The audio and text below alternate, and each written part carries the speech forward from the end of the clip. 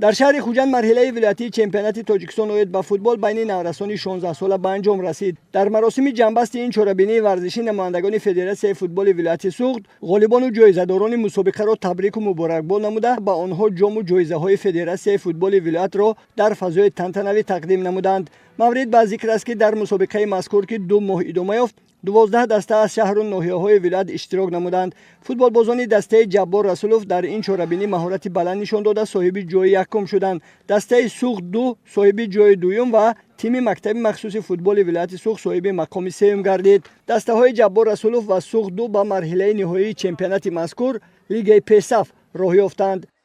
من امروز خیلی خرسند هستم که در این مسابقه جای اول را اشغال کردیم. رحمت برای فدراسیون فوتبال تاجیکستان.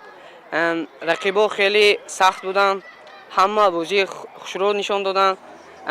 من باز میخواهم که از فدراسیون این گونه مسابقه را بسیار کنند و در آینده ما این گونه بازی‌ها را با هم بازی نماییم.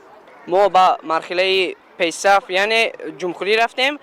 ما وعده می‌دهیم که در همونجا هم نقض بازی نشان دهیم. یادآور می‌شویم که واخوری‌های مسابقه مذکور طی 2 ماه در ورزشگاه‌های شهر خوجند در سطح خوب تشکیلی جریان گرفتند و همه دسته‌ها در این واخوری‌ها فعالانه اشتراک نموده برای دریافت جام و جایزه‌ها بین هم سبقت کردند.